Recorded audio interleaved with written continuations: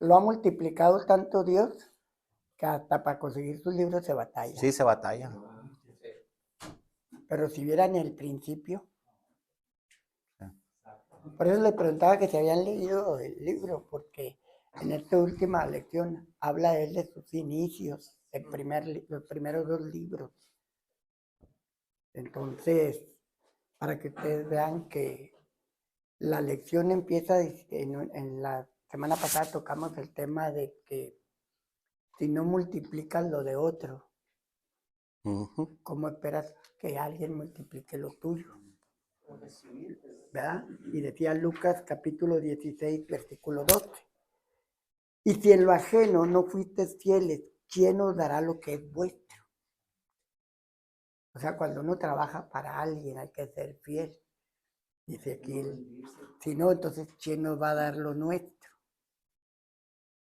Entonces el hermano hemos venido viendo su trayectoria, que trabajó en varias iglesias grandes y siempre trató de producir.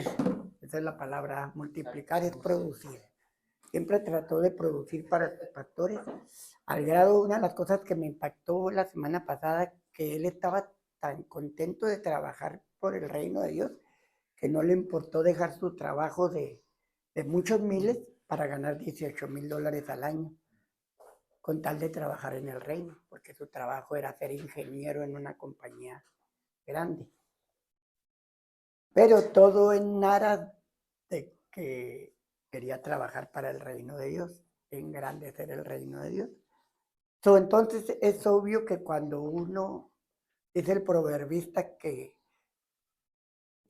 ya se me fue, ayúdenme, no, pues ¿cuál proverbio voy a decir? Que del hombre son los pensamientos, Pero Jehová encamina los pero pasos. él endereza nuestros pasos. ¿Sí? Entonces cuando nosotros queremos servir a Dios de una manera u otra, pero lo queremos servir, Él va encaminando nuestros pasos hacia nuestro llamado.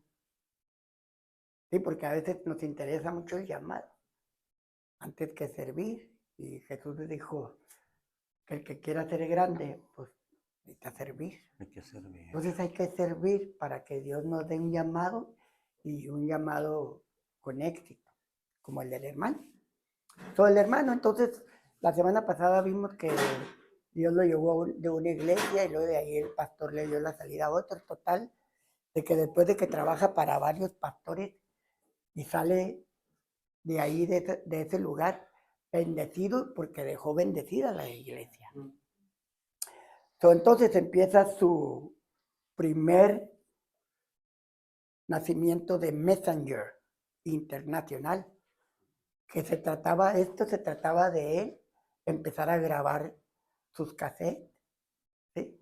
Sus predicaciones, nomás que le puso un título, Messenger Internacional. Entonces él iba y predicaba y grababan sus predicaciones y todo en aquellos años. Y así que, como ustedes saben que hace años así se usaban, ¿no? Los predicadores traían sus cafecitos y todo para vender, para seguir. Pero entonces dice que trabajaban muchas horas. Entonces ellos se propusieron a todo lo que sacaran de eso, de los cassettes y todo, del ministerio, porque ellos le pusieron ese nombre. Entonces él iba y predicaba y daba conferencias y todo en iglesias pequeñas, dice aquí que de 80 a 100 personas. Pero él procuró siempre de lo que vendía, del material que vendía, no tocarlo. Sí, llegó a ahorrar $40,000 en el 93, me parece, si no mal no recuerdo. Entonces, se le llegó la oportunidad, ¿sí? Cuando te llegó la oportunidad de que Dios le habló que escribiera el primer libro, el famoso primer libro. Y dice que le llevó casi 2 años, ¿no? Para escribir el primer libro. Pero no solamente le fue escribirlo, o sea, necesitaba dinero. Entonces ya tenía un fondito de dónde agarrar para empezar a trabajar sobre el libro. Porque escribir un libro, pues se oye fácil, ¿no? Pero necesitas conseguir gente que te corrija la escritura, editores, la tipografía, ¿sí? La impresora, era bastante trabajo. Y al final, ya que él logró, eh, ¿cómo se dice? Pues imprimir algunos libros, ahora buscar quién los vendiera, qué editorial, ¿verdad? Entonces ahí es donde empezó el asunto con él. ¿Sí? Y lo que quiero que vean es que todos los principios son difíciles, pero llega un momento cuando estás dentro del propósito de Dios, porque Dios fue el que le habló que escribiera el libro. ¿Sí? No se le ocurrió a él, porque ya en otros libros habla de que a él no se le daba nada de eso. Pero aquí él está resumiendo de cómo escribió y editaron el libro y todo. Voy a meterme aquí con el libro para ubicarnos un poquito, ahí en la página 107. Dice, viajábamos por la I-95, la principal autopista de la costa este, en nuestro Honda Civic, con 2 niños pequeños en sus sillas atrás, y predicábamos en iglesias pequeñas a 80 o 100 personas. Nuestra primera reunión fue, de hecho, en una iglesia que se reunía en una funeraria. Dice, qué comienzo tan glamoroso, ¿no? Empezar su primer predicación en una funeraria. Dice, vendíamos nuestro cassette y usábamos los beneficios para expandir el ministerio.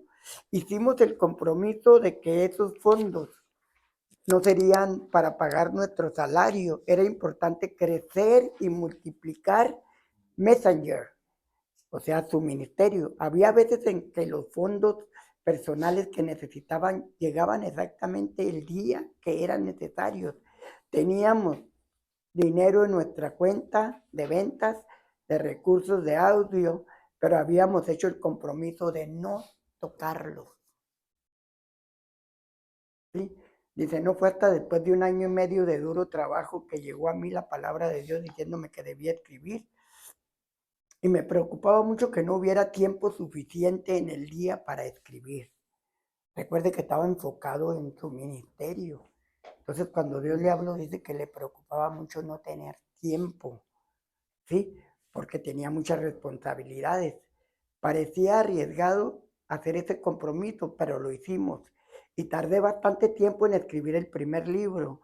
Lo que no esperaba era que algunos jóvenes se ofrecieran como voluntarios para ayudarnos con estas tareas de poca importancia que me habrían impedido escribir. Llegaron para hacer lo mismo que nosotros habíamos hecho con nuestro pastor en Dallas. Vieron una necesidad de nuestra vida y dieron un paso al frente sin que se los pidiéramos. O sea, estaban cosechando lo que habían sembrado. ¿Sí? Entonces vea usted cómo Dios sabe responder. Cuando uno es fiel, Él sabe responder. Terminé el manuscrito de Victoria en el desierto tras un año de trabajo duro. A veces frustrado, aprendí esta clave importante. Debemos de crecer en la gracia, o sea, en los dones que hay en nuestra vida. La mayoría no tenemos unos resultados fantásticos al comienzo. Pedro escribe, crecer en la gracia de nuestro Señor y Salvador Jesucristo. Segunda de Pedro 3:18. Mi capacidad para escribir ahora era mucho más desarrollada que cuando escribí el primer libro. Lisa y yo entregamos el manuscrito a un editor muy reconocido. Para mi sorpresa, él lo criticó duramente diciendo que yo era demasiado joven e inexperto como para llevar un mensaje al cuerpo de Cristo. Y un mensaje de esta categoría, porque se está refiriendo al libro me parece que el de la trampa de Satanás. No, se llama No, Victoria en el desierto. No, se está refiriendo al primer libro, Victoria en el desierto, que yo tengo la última edición porque ya lo renovó. Entonces, vea usted, aquí para empezar, vemos que Dios empieza a mandarle gente que le ayude, jóvenes, sin que él lo solicite. Lo mismo que él hizo, ¿sí? Se prestó. Pero entonces vemos aquí lo que está haciendo él al escribir el libro. Pero me importa mucho lo que dice aquí el apóstol Pedro. Porque él, aunque sus inicios fueron duros, dice que se enfocó en qué? En que creciera la gracia de Dios en él. Los dones, no dejar pagar lo que Dios le había dado, el llamado, todo lo otro.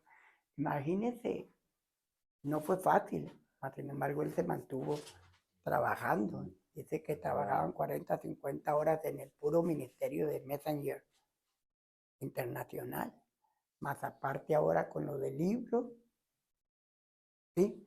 Pero siempre enfocados en lo que Dios había puesto en tu corazón. Dice él, tras ese golpe de rechazo, Lisa y yo inmediatamente buscamos otro editor. Encontramos uno y procedió a cambiar casi todo el manuscrito. Lisa y yo nos quedamos devastados cuando nos lo devolvió. El manuscrito había perdido mi voz y el fuerte impacto del contenido. Y peor aún, no tenía mucho sentido. Dicho en pocas palabras, lo había destrozado. Otro golpe más que ¿qué deberíamos hacer? Ya había pasado más de un año. Ya había pasado más de un año. Y luego llega este escritor y les cambia todo el libro, todo lo que habían escrito. Pues como que ya no era lo que salía de él, de su esencia, ¿verdad? ¿Y quién va a querer si compone una canción que se la cambien toda? Está bien que le hagan un arreglito, 2, 3 palabras, ¿verdad? 4, pero que se la cambien, pues y salió de mi ronco pecho. ¿Sí? Entonces el escritor es lo que está diciendo, pues si yo lo escribí, fue lo que Dios me hizo sentir. Y este editor viene y me lo quiere cambiar todo, pues como que no. El asunto es que no se rindieron. Encontramos otra editora y después de que ella lo leyó, acordamos que habían arruinado el manuscrito original. John y Lisa, dijo ella, a menudo la mejor solución no es arreglar una chapuza, o sea, una tranza. Den por perdido lo que pagaron al editor y comiencen de nuevo. Ella recomendó que Lisa editara el original y después se lo enviara. O sea, les mandó otra vez que comentaran de nuevo, ¿sí? A editarlo otra vez todo de nuevo, para que no hicieran una chapuza. Dice, aceptamos el consejo de la editora y Lisa pasó horas en el manuscrito original, mejorando la fluidez del mensaje. La nueva editora después tomó la decisión terminada de Lisa y comenzó su proceso. Hizo un trabajo fantástico y sentimos que finalmente teníamos un gran manuscrito. Se lo entregué a 2 editoriales muy reconocidas. Una nunca se puso en contacto con nosotros, pero la otra respondió. Dijeron que mi libro era demasiado sermoneador, o sea que tiraba muchas pedradas. Y como yo no era un ministro muy reconocido, no lo iba a publicar. Intenté dárselo a otras editoras menos conocidas, pero ninguna mostró interés. Es que era difícil, él todavía no era reconocido y el libro pues estaba directo. Así que se puede imaginar nuestra decepción. Ahora, después de una inversión de trabajo y tiempo de más de un año, parecía que estábamos en un callejón sin salida. Yo estaba desconsolado, pero no estaba dispuesto a rendirme. ¿Recuerdan el pasaje de que estamos derribados, pero no destruidos? Pero no destruidos. Sí, así se sentía, pero no se sentía destruido. Una cosa es que de repente le chapalé las babas, pero usted se va a levantar. ¿Ya? Se va a levantar, no se va a quedar ahí. Sí, porque a veces de repente con una tiene, ¿no? Mire, este escritor se levantó y siguió adelante. En estos tiempos, dice, la autopublicación era algo que prácticamente no se conocía. Nadie que tuviera éxito publicando lo había hecho. pero un amigo nos sugirió que lo probáramos. Nos enteramos de que nos costaría unos $12,000 imprimir unos miles de libros. Y eso no incluía el costo del material gráfico, la composición tipográfica, y ya habíamos pagado a 2 editoriales. Que ya habían pagado, pues yo que no. Pero fíjese bien, aquí alcanzamos a percibir que él fue uno de los primeros que empezó a auto venderse, ¿no? Empezó dice que hizo unos miles. ¿Cuántos miles dice? 5,000 libros. Y yo creo que hizo lo que ahora hacen muchos predicadores, ¿no? Que vienen y presentan a tu libro para venderlo. Entonces él empezó en sus iglesias, ya no vendía solamente cassette en las iglesias, ahora vendía tu libro. La cosa es que no se rindió. Siguió haciéndolo. Entonces dice que se le hizo una grande suma de dinero, porque todos los ingresos de Messenger Internacional de 1990 eran de $40,000. Estábamos comenzando nuestro tercer año como ministerio y no habíamos ingresado mucho más de lo que habíamos ingresado el primer año. Casi al final de nuestro segundo año, recuerdo sentirme abrumado cuando compramos nuestra primera computadora que costó solo unos cientos de dólares. Aquí pone una cantidad, pero no, 1,200 ¿será? Nos parecía una cifra o 12,000. 12,000. Ok, 12,000. Que se me hacía mucho para una computadora, pero... De la computadora dice que solo unos Unos cientos, y luego dice 12,000. 12,000 nos pareció una cifra imposible. Es que todavía sigo siendo inocente.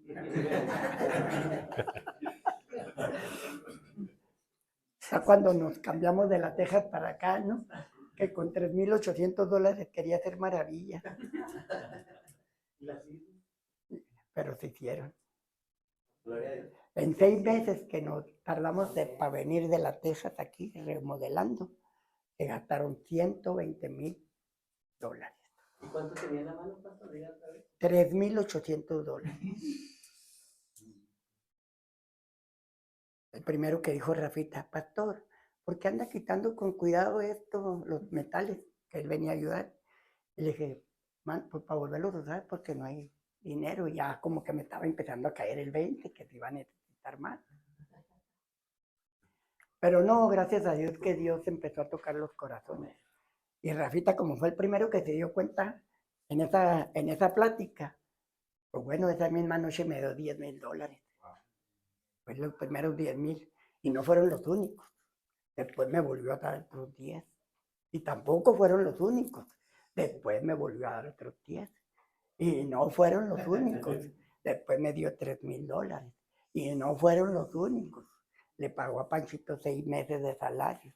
Y no fueron los únicos. Me prestó su troca como nueva y se la regresé como que había ido al Vietnam.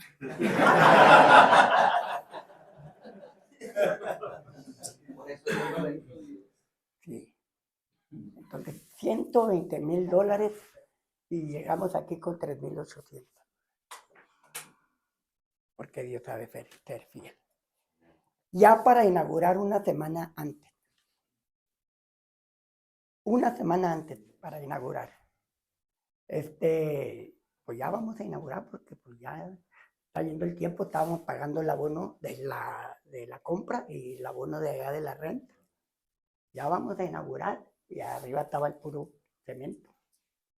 Pues bueno, nos habla una hermanita y dice, quiero hablar con usted de la oficina. Cuando alguien le pide a un pastor cita en la oficina. Y yo lo primero que pensamos, pues ya va a renunciar, ¿verdad? Y no, la sorpresa era que dijo, tengan un sobre con $10,000. Y nos quedamos asombrados porque pues, ella andaba batallando con su carrito. Se le calentaba cada 3, 4 cuadras. Entonces cuando nos dice, tengan, es que yo le prometí a Dios este dinero. Era un dinero que estaba detenido por muchos años en el seguro y ahora me lo mandaron. Yo le dije a Dios, si tú me mandas este dinero, yo te lo voy a dar para el reino, a la obra. Entonces nosotros sabíamos su condición. Y dijo mi esposa, no, pero ¿cómo si tú andas batallando con tu carro? Cómprate un carro y ya cuando te sobre, no lo das. Dijo, no, no, no. Dijo, el que me dijo que se lo diera, él me va a dar para un carro. Y se aferró la hermana, así como él estaba de aferrado en producir su libro, la hermana se aferró. Y nos dio los $10,000. Al siguiente día, porque yo cuando agarro el dinero de volar lo invierto aquí. El siguiente día ya andaba en Juárez con una traila, ya veníamos con 4,500 pies de cerámica. Y lo sorprendente, que para cuando yo llegué, llegó el Ferni, ¿te acuerdas, Refita, con unos cholitos? Esos cholitos esa noche los vi, nunca más los volví a ver. Pero andaban poniendo cerámica como si anduvieran aventando pitas. Esa noche puso cerámica Rafita, puso cerámica Cris, puso cerámica esos cholitos, no sé cuántos andaban poniendo. Jonathan estaba abajo batiendo a bate, ¿se acuerda, Jon? ¿Se acuerda de esa noche que estaba bate para Charlie también, pastor. Charlie, el hermano Méndez? El hermano Méndez. Pero esa noche se pusieron 4,500 pies de cerámica. Que terminamos ya bien noche ese Como a día. la 1 de la mañana. Sí. Entonces vea usted lo que Dios sabe hacer. Cuando uno permanece, Dios sabe hacer. Termine, ¿no? Ya. No, ya. Es que quería comentar, viendo todo lo que ha pasado, lo que nos está contando el autor, y ahora lo pegamos con usted, ¿verdad? Sí. ¿Cómo nos está enseñando el autor que, porque viendo la carrera de él, estando trabajando para iglesias grandes, donde tenía todo, ¿verdad? Sí. O no batallaba tanto, pero él trabajó para producir en lo de alguien más que eran sus pastores. Sí. Cuando viene, que es el texto que leemos en Lucas, cuando trabaja para producir lo de alguien más, que es el subtítulo del anterior, ahora Dios viene y le da lo de él, pero para obtenerlo de él, tiene que empezar desde abajo. Sí. Aunque es el mismo Dios que le está dando la palabra, que lo está llevando, que le está diciendo, esto es lo tuyo, hay que trabajar duro para poder producir, Sí. para poder multiplicar lo que Dios le ha dado. Y los inicios así son, y muchas veces ahí es donde hay que estar firmes y agarrados de Dios. Sí. Porque hay veces que pensamos que si es de Dios, Va a estar fácil. va a estar fácil. Y al primer viento contrario que nos viene, decimos, no, es que no es de Dios. Uh-huh. Y no es así. Ahorita estamos viendo que se batalla. Se batalla, sí. Para producir. Se requiere esfuerzo y trabajo para producir lo que Dios le ha dado. Amén. Así que ya sabes, hay que ponerle duro. Una de las cosas bien importantes, hermano, que aquí el escritor con todo lo que hemos venido aprendiendo de este escritor, se complementa lo que dice la Biblia. Porque él nos viene enseñando cómo trabajar para el reino, ¿verdad? Lo vimos la semana pasada, con una buena actitud, pronto y con una buena actitud para poder producir. Entonces llegamos con Lucas, ¿verdad? Que dice que si no multiplicamos lo de otros, ¿quién va a multiplicar lo de nosotros? ¿O cómo? ¿Sí? Entonces vea usted que este hombre de todo su servicio ya sembró bastante, ¿sí? Y dice entonces la Biblia, ahora comienza él lo suyo propio, ¿sí? Pero entonces vemos que es difícil, ¿sí? Pero yo creo que en estos procesos se complementa lo que dice el libro de Romanos, ¿no? Que a los que aman a Dios, todas las cosas les ayudan para vivir. Pero cuando vimos ese texto, todos nos acomodamos ahí. En lugar de analizarlo, ¿amo yo a Dios o no amo a Dios? Sí, porque a veces vamos por la vida, como empieza diciendo en la lección, ¿no? A veces vamos en la vida cristiana en mantenimiento, en modo mantenimiento, pero no vamos en modo Multiplicación. multiplicando. Por eso es que pasan los años y no multiplicamos, porque vamos en un modo mantenimiento, que vamos pasándola. ¿Sí? Y entonces, cuando llega el momento, nos metemos en ese texto, porque somos muy buenos para meternos en los textos que Dios habla promesas, bendiciones. Pero cuando Dios habla de requisitos, de compromisos, entonces ya como que patinamos, ¿no? A veces consciente y a veces inconscientemente. Pero este escritor nos ha venido enseñando que estuvo dispuesto a sacrificar no solamente su dinero, o sea, su empleo donde ganaba mucho dinero, su tiempo, ¿sí? Para el servicio de otros. Pero decía yo las semanas pasadas, por eso ahora vemos quién es él. Por eso Dios lo bendiga, jóvenes. Por eso Dios ahora lo empieza a engrandecer.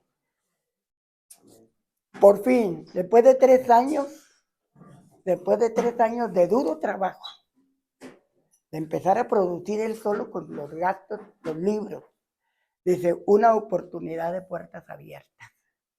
Pero quiere decir que en esos 3 años ya creció, ya desarrolló la gracia del Señor sobre su vida, ya le fluye más escribir.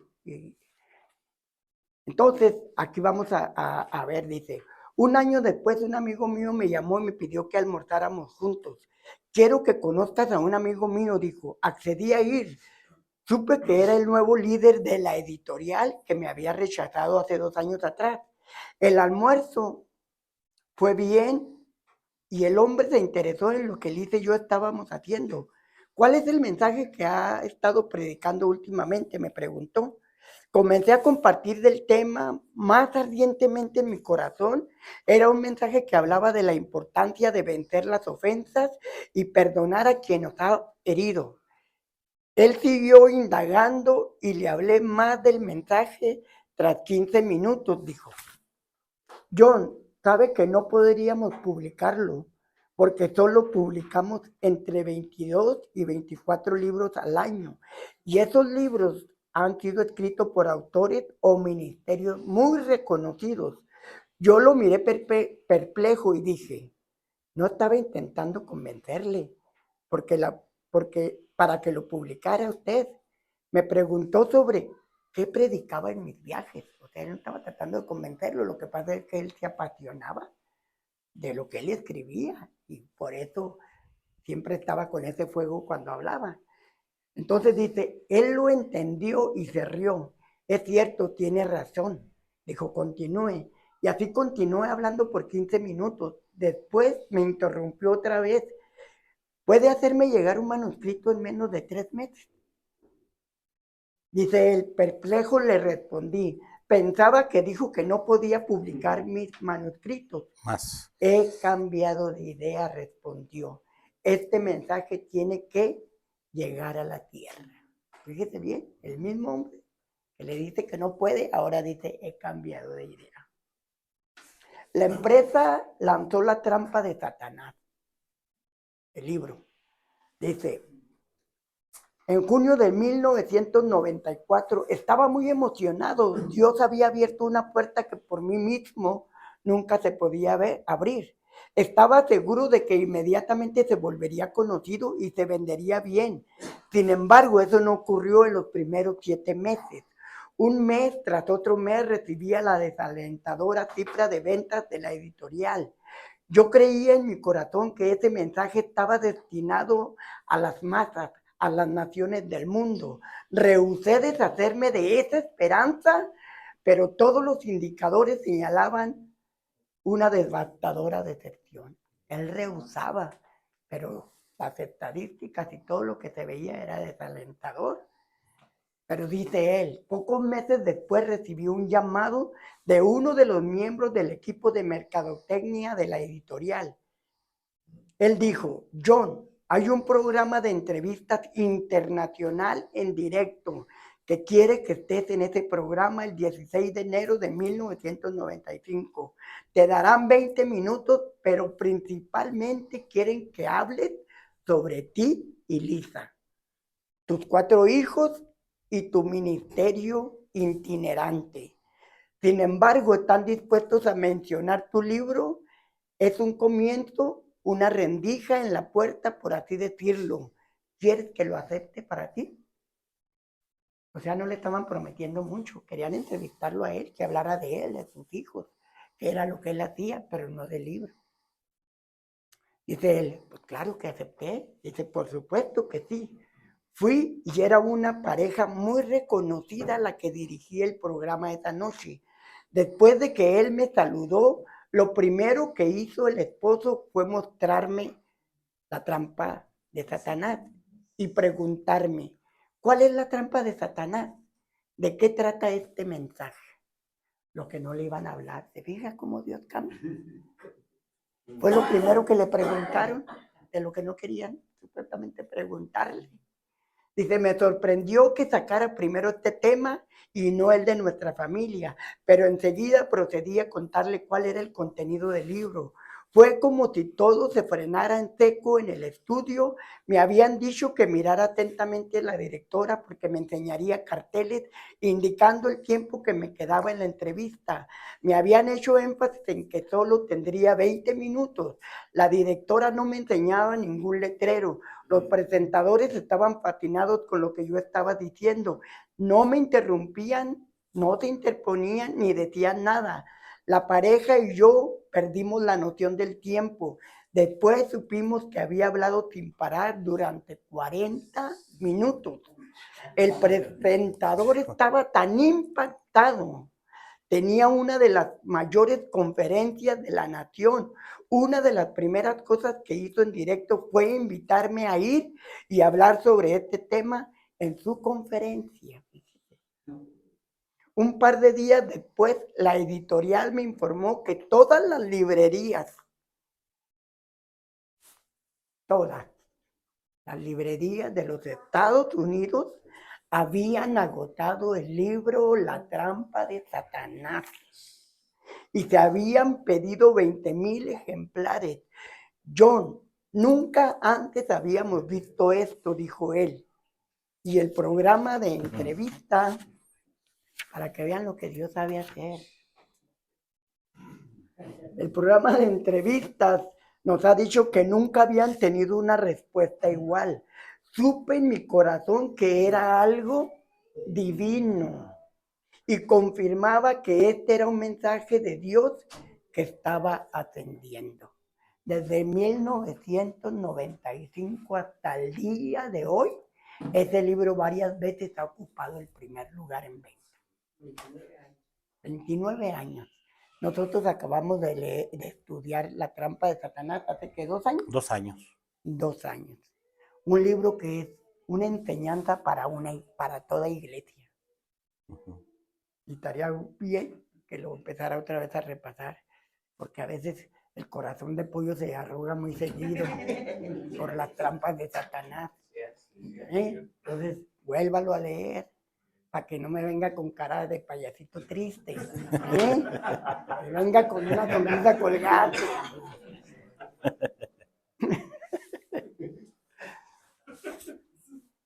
Dijo aquel, perdóneme, pero dispénseme, así soy yo. Ya nomás la tengo aquí, la tengo que soltar. Pero qué tremendo, ¿no? ¿A poco no es motivador lo que este varón nos está enseñando? Sí. Es algo bien impactante. La trampa de Satanás finalmente se convirtió en un éxito de ventas internacional y ha estado entrando y saliendo de las gráficas durante los últimos 25 años. En estos momentos se está acercando a la marca de los 2 millones en papel impreso, libro electrónico y audiolibro. Es irónico mirar atrás para ver cómo se desarrolló todo.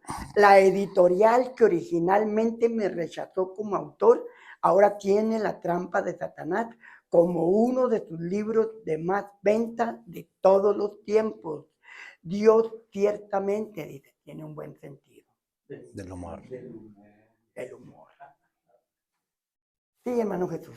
Y es una cosa, pastor, cuando se invierte en el reino, no es una inversión perdida, no es una inversión en vano, porque Dios aún sin invertir, nos bendice. Pues ahora ellos invirtieron tiempo, invirtieron el amor hacia Dios y el amor a la congregación que pastoreaba, al pastor que ellos le ayudaban. Dios, claro que los iba a bendecir. Dios no se queda con nada. Él siempre va a bendecir a aquel que lo bendice y a aquel que se queda. Amén, hermano. Hay que correr riesgos. ¿Qué dijo el hermano Cash Luna cuando le puso la mano a mi esposa, Alberto? Dijo, Equivócate en fe. en fe. Equivócate en fe. Ujú. Yo me sonreí porque si alguien se ha equivocado en fe, muchas veces he sido yo. Muchas veces me he equivocado. Al punto de que un día tuve que sacarle los papeles, las escrituras de la casa a mi esposa. Dámelas. ¿Por qué? Porque las necesito. Y tuve que sacar las escrituras y se desempeñé, pues, prácticamente, ¿verdad? Pues las puse por un préstamo para poder seguir adelante con la construcción. Hay que correr riesgos. En fe. Pues total, yo dije, si la llegamos a perder, pues Él no la dio. él no la dio. ¿Cuál es el problema? Yo me recuerdo que hace buenas palabras. Sí. Ujú. O Y como la- eso.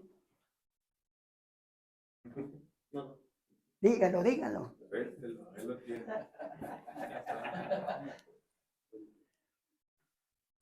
digo, y la gente ve los errores, pastor.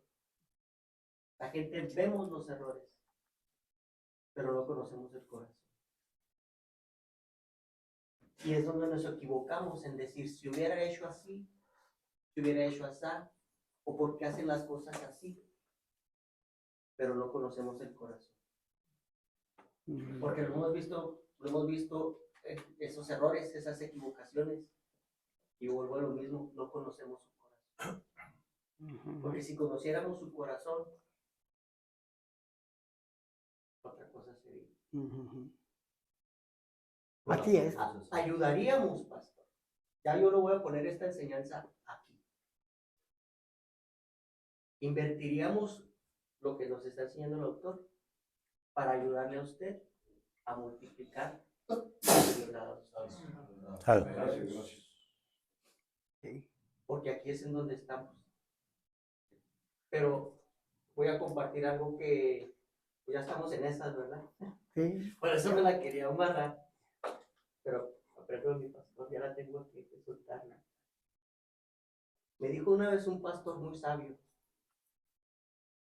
Me dijo esto. Dijo, muchos varones batallan en entregarse en el servicio a Dios y en ayudar a producir a otro pastor. Porque muchas veces las mujeres no entienden ver a su hombre, ver a su esposo, invertir tanto tiempo para que otro hombre cumpla su sueño. Yo no sé ustedes, pero a veces que las mujeres sí nos dicen, ¿por qué tanto? Eso me lo dijo un pastor muy sabio. Entonces tengamos el cuidado de que vamos a invertir. Primeramente ahorita nos toca invertir para multiplicarlo de alguien más, que en este caso nuestro pastor. Ujú. Ya después vendrá lo de nosotros. Porque recuerde que todo pastor, pues, él está trabajando para Dios. Somos un cuerpo. ¿Ande? Somos un cuerpo, si usted Somos- gana, ganamos todo. que somos un cuerpo. Yo voy a dar cuentas como pastor de las ovejas, del dinero voy a dar cuentas. Yo voy a dar cuentas del dinero. Pero Dios es sabio, de todos modos, mire cómo saca la luz. Como el hermano Miguel sacó un poco a la luz, ¿no? Que yo no daba ni el 10 ni el 20, daba el 30 y más. ¿Por qué? Porque pues mi vida está en Dios. Como le digo, todo esto, pues aquí se va a quedar. Y Cristo viene pronto. Yo lo creo que Cristo viene pronto. Pero dice la Biblia que mientras Él venga, sigamos haciendo. Cada quien tiene que seguir en sus labores, cada quien tiene un lugar, sí, tenemos que seguir todos colaborando, pero en lo que seguimos haciendo la vida, tenemos que seguir colaborando para el reino de los Dios. ¿Sí? Porque el apóstol Pablo, cuando le está escribiendo a los Corintios, enseñando, nos llama a todos colaboradores del reino. Si usted me ve que está colaborando para mí, pues entonces está errando al blanco. Porque usted y yo somos colaboradores del reino. Sí, colaboradores del reino. Por eso es que yo no tengo miedo ni a morirme, ni le tengo miedo a la vida. Ya me quise, cuando estaba joven, ya me quise cortar muchas veces las venas con pan Bimbo y no se armó. No se armó, dije, no, pues le voy a atorar, le voy a seguir de frente. Sí, entonces, vale más, decía un varón, vale más morir con dignidad que vivir en la deshonra. Vale más vivir, ¿sí? ¿Cómo dije? A ver. Morir. Morir con dignidad que vivir en la deshonra. O sea que dice el apóstol Pablo, hay que vivir y portarnos, ¿cómo? Varonilmente. Varonilmente. Pero bueno, vamos a seguir adelante. Ya se va a acabar. ¿Qué hora son? Ya tenemos el último, 7:52, pastor. el último párrafo, se lo voy a leer. Si yo hubiera desobedecido y no hubiera escrito el mensaje, no habría fortalecido a tantas personas. Escribir hizo que el mensaje se multiplicara, ya que el libro estaba llegando sustancialmente a más personas de las que yo podría haber llegado al hablar. De hecho, esta profunda proliferación no comenzó al escribir el libro. La multiplicación comenzó mucho antes. El permanecer en este rumbo a pesar de los muchos golpes que sufrimos.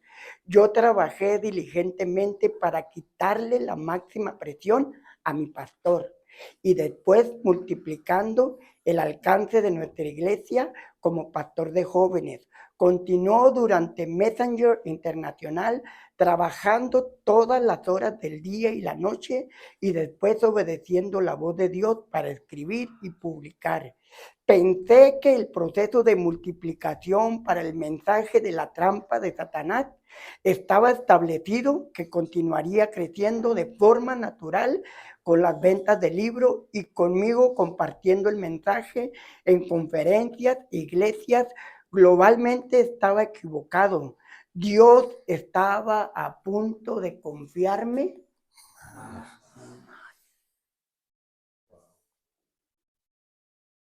O sea que si pasas la primera prueba, entonces puede ser confiable para que Dios te dé más. El hermano Ricardo llegó aquí cuando estábamos viendo el libro de la trampa. ¿Te acuerdas, Ricardo? Lo tengo muy presente. Llegó aquí cuando estábamos estudiando ese libro. Ese libro, hermano, fue una ayuda para los pocos varones, porque éramos pocos, ¿verdad? En ese entonces. Éramos, ¿qué? 6, 7. Bien poquitos. Y de repente 3 le hacían al fantoma, nos quedábamos como 4. Nos quedábamos como 4. Sí. Por eso se les recomiendo que lo vuelvan otra vez. Porque ahora sí tengo un buen grupo aquí y se los recomiendo que lo vuelvan a leer. Estuvo muy bueno, ¿verdad? Ujú. Así que, ¿cómo ven el escritor? ¿Se sacó un 10 o no? Este escritor está tremendo. La próxima lección no sé quién la vaya a dar, pero está. Para que nos quedemos picados. Así como se queda picado con las novelas o las películas, las series, no sé qué ve. Porque esos son especialistas en dejarlo picado en cada capítulo. Ujú. Yo por eso no los veo, porque yo soy bien picado, imagínense si la veo. ¿Sí? Sí.